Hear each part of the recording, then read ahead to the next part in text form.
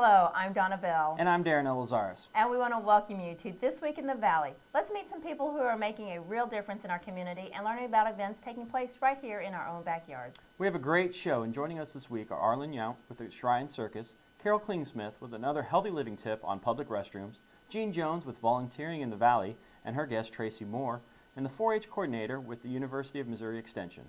Some people like to lie on the beach for relaxation. Others prefer to visit the Statue of Liberty or take a trip to Disney World or maybe head to the glittering Las Vegas to gamble or watch the shows. Some people like that kind of thing. Other people hunt deer.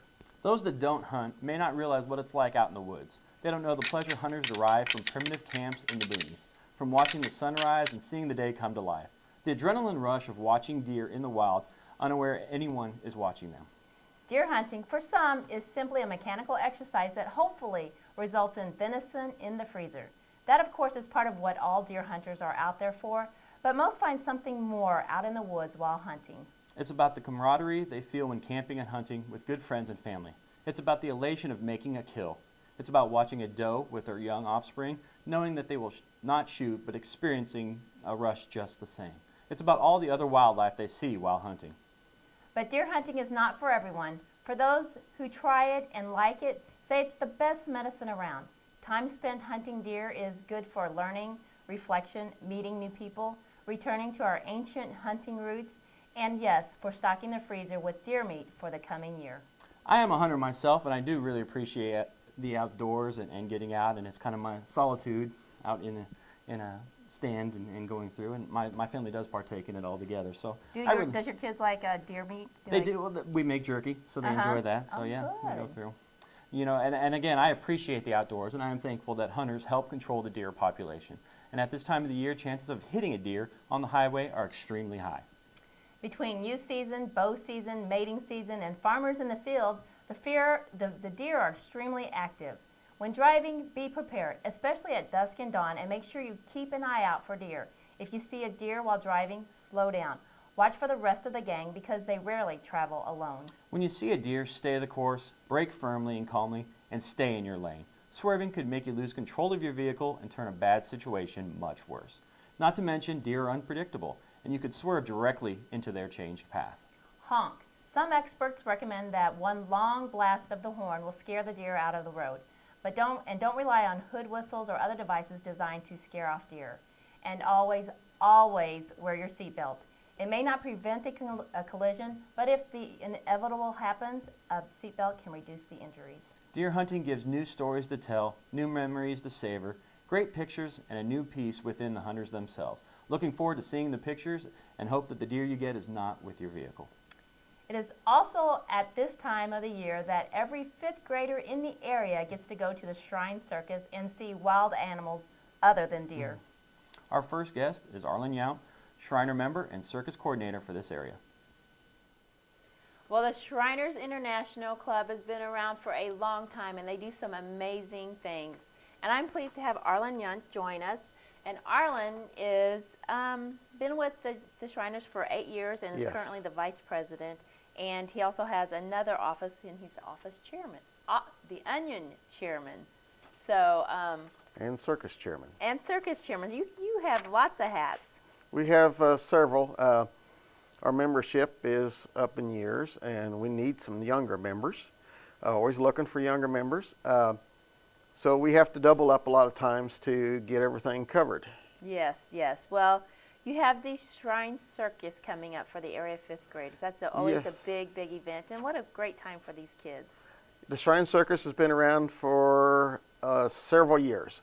Our club has been taking the children from the area for 48 years. This will be our 48th year. We started out with two schools, Marceline and Brookfield, and this year we have got 21 schools in the Macon, Lynn, and Sheraton County areas. We have got every school, public, private, going. So in the neighborhood is somewhere, I think 468 children and teachers are going this year, or 568 children, sorry. Last year we took 486, so we're up this year. We've got all the Catholic schools in the 3 cities that we go, Macon and Salisbury and Marceline. And then Tri-County goes, and then plus all the public school run from Atlanta to Macon, clear across 36 to Meadville, and up to Lynn County. Then we go down to Highway 24. We pick up Salisbury, clear across to Brunswick, and then up to Minden, and then we take Hale and Bosworth. Bosworth goes every other year because they have a joint class, a 4th and 5th grade class. So they go every other year. And but the kids have a great time. We take them to the circus, and then we feed them lunch afterwards. This costs the students nothing. The schools provide all transportation. We do fundraisers throughout the year. We have pancake dinners and pancake and sausage evening meals, usually during January through April, and then we have spaghetti dinners. And you also sell onions. We sell onions, yes we do. Once a year, usually in April. This year it was in May. We have Vidalia onions that the Shriners sell, and then the profits from those goes into our fund to help fund the circus. But the community, the businesses have been a great help with donations. We furnished the students with t-shirts, and last year was the first year we tried this. We've got so many students that when we take them to the municipal auditorium, it is a big place. And you have schools from all over the northwest part of the state going. Probably somewhere in the neighborhood of 6,000 to 7,000 children in this auditorium during this one showing. It's on Friday, the 21st of November this year. So we come up with the idea of sending them t-shirts, because some of the other groups that go have t-shirts. And this way we keep our group all together. Yeah, I'm sure that helps the chaperones quite a bit to kind of keep an eye on everyone. Yes, they're all the same color. All the schools wear the same color. We last year used the neon green, and this year we're using a neon orange. We'll change it every year. So I know, and I don't remember what color we picked out for next year, but I do know our 50th is coming up, which will be a bright gold for our 50th anniversary. Yeah, well, you do some wonderful things for the children, not only the circus, but, you know, with the hospital, the Shriners Hospital. There are 21 hospitals throughout, I believe, throughout the United States. We have one in St. Louis, which is an orthopedic. It is a new hospital. It'll be open, I believe, in April, May this year. They're building a new one. That's great. We sponsor several children in the area. So if any child needs orthopedic care, get a hold of a Shriner. It's at no cost to the student or the child or the family. They have, in the last few years, been accepting any insurance that they have, but it costs the student, or I keep calling them students, it keeps costing the child or the family nothing if they don't feel like they can pay or anything. So it's a totally free service. And that's phenomenal. We our club, Tri-County, which is based out of Macon, or Marceline, we done every hospital visit, we give the family $75 for gas money, because gas has got to kind of help them out. And we fund several trips a month, usually, to the Shrine Hospital in St. Louis. I know we sent one child clear to Cincinnati to have an ear reconstructed. He had lost his ear, and then we have burn hospitals for children that get burnt. I think there's one in St. Paul and one in Houston. So we do a lot of good. And the Shriners Hospital is a fully privately funded hospital. No government, state, federal funds. It's all done by donations. So all the money that we get to run the hospitals and is a private philanthropy, I believe how to pronounce it. Yes. Well, so for you, what is it like to be a Shriner? A lot of pride. It does your heart good to see the kids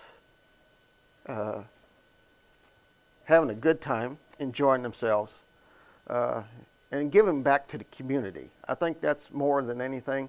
Our environment today, everybody's so busy doing everything. That was the biggest thing that everybody says, that well, I don't have time, and I was the same way. When my kids were growing up, I don't have time. I'm busier now since my kids have grown up than I was when the kids were going. I mean, we went with the kids then, but now I've got Shrine, Masons, and a lot of other things, but it's good to give back to your community, and I encourage anyone to get into a service organization, to volunteer, to help give back to the community, because if we don't help ourselves, that's what it's all about, is giving back to the people who've helped us as we've come up. And you mentioned earlier about membership. You're always looking for a new membership. Tell us a little about what it takes to become a member. What are some of the requirements?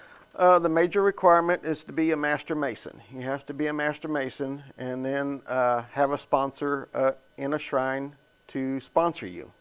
I had a very nice gentleman sponsor me after I became a Master Mason.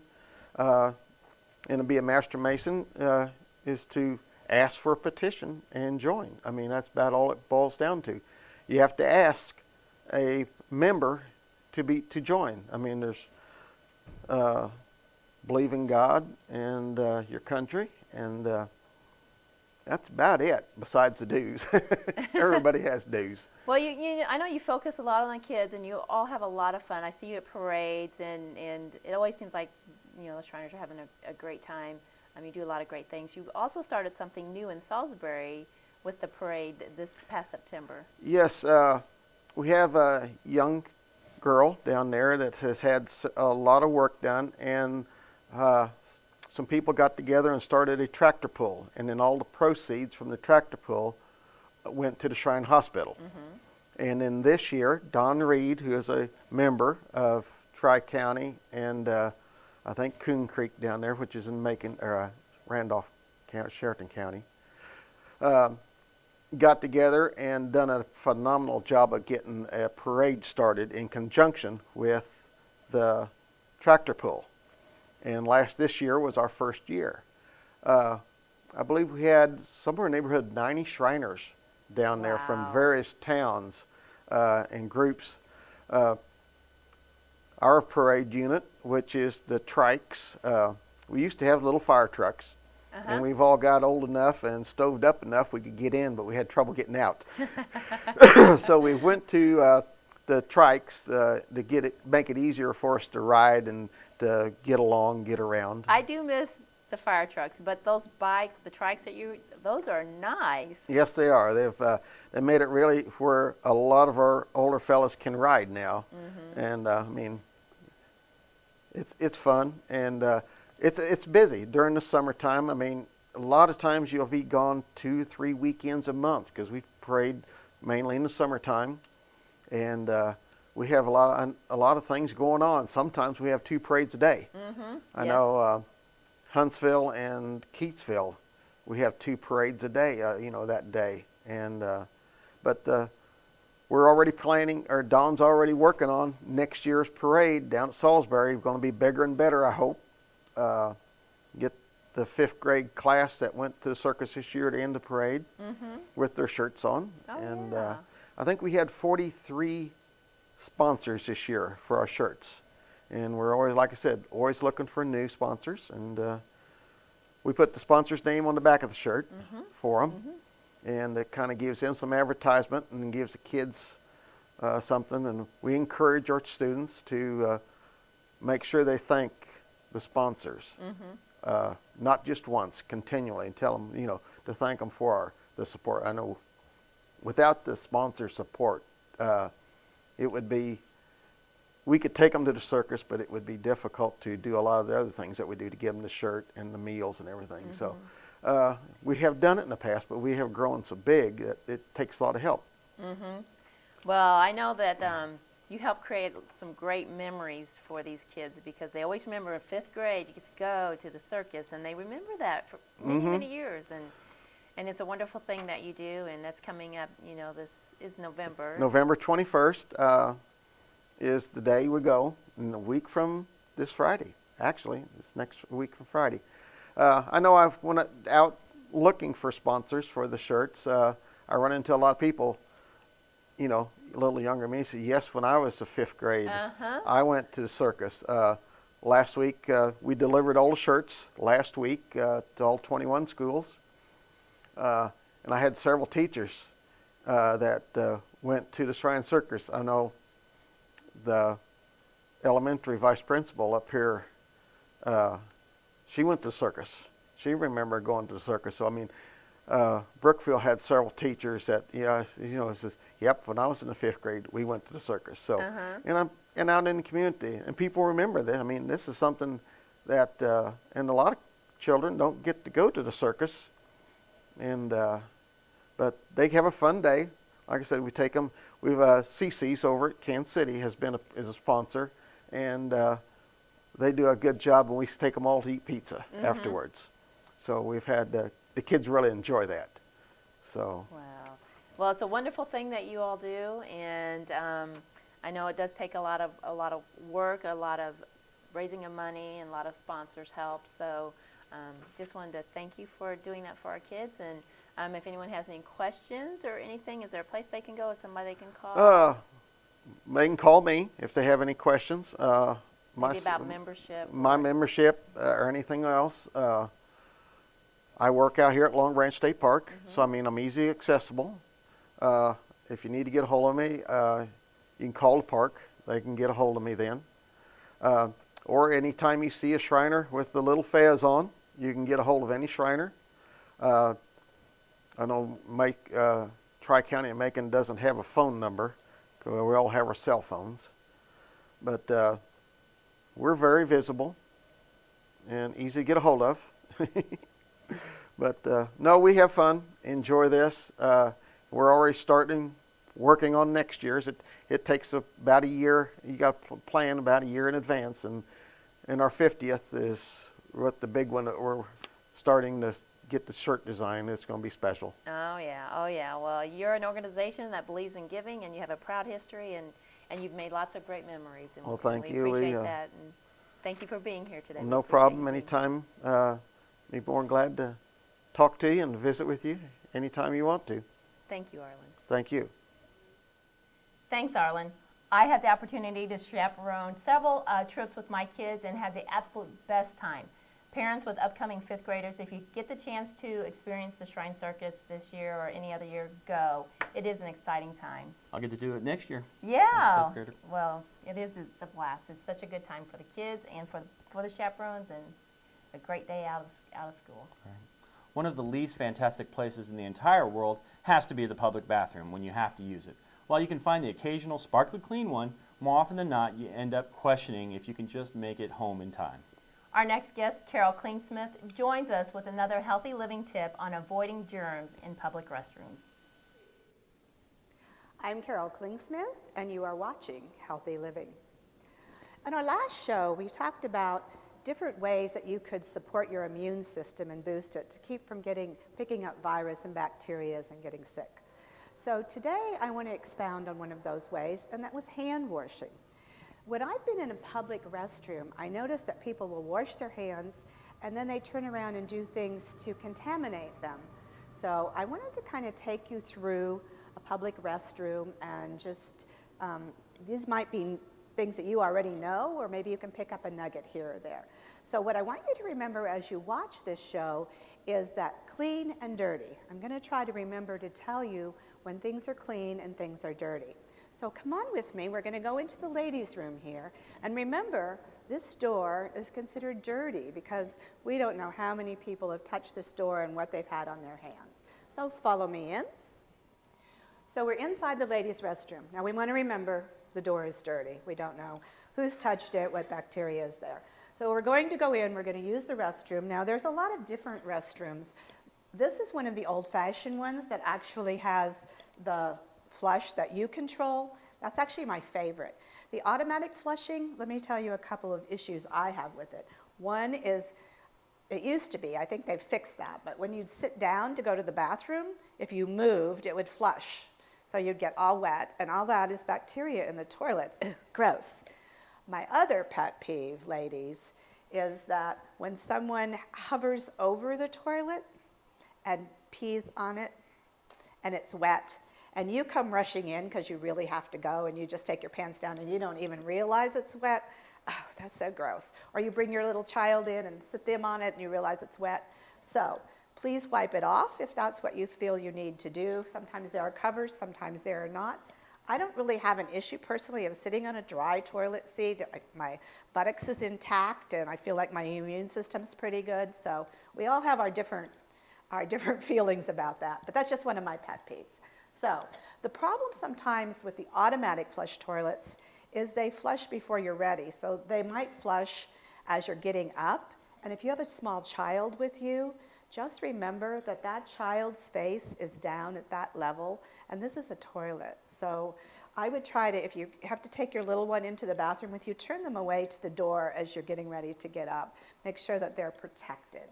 So when you're in the bathroom, just remember that everything is dirty. Now, if you're going to flush a regular toilet, you can use your hand, you can take a tissue and use that to protect yourself, but remember your hands are still dirty. Or if you're really nimble, you can use your foot. But still, whatever you do, your hands are dirty. So you're going to come out of the stall and you're going to go to the sink. So different bathrooms have different sinks. I mean, this has the regular old-fashioned paper towel holder, so that's good because, well, these are stuck, so I'm going to pull some out. But actually, now when I wash my hands, I will be able to pull that down and it will be clean. So my hands are dirty. I'm going to turn on the faucet, which is dirty because people have been using dirty hands to turn it on. And then soap. Now, sometimes you don't have a choice. You can carry your own. I don't really do that, but you could if you were concerned. But I'm going to turn the water off here a minute so I can show you. This is premium foam antibacterial hand wash. If it's in a dispenser, you don't even have any idea if it's antibacterial. Most of the times in a public place, it will be. So what you want to do normally is avoid antibacterial soap. It usually contains triclosan, which is an ingredient that is negative to your immune system. Remember, we're trying to make our immune system as healthy as possible, but still clean our hands. So today I'm in a public bathroom. This is all I have, and this is what I'm going to use.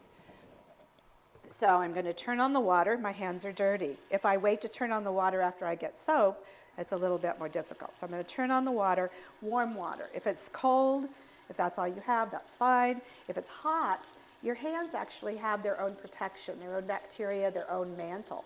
If the water's too hot, it's going to take that away. Your hands are going to crack, and you're going to be more apt to get bacteria.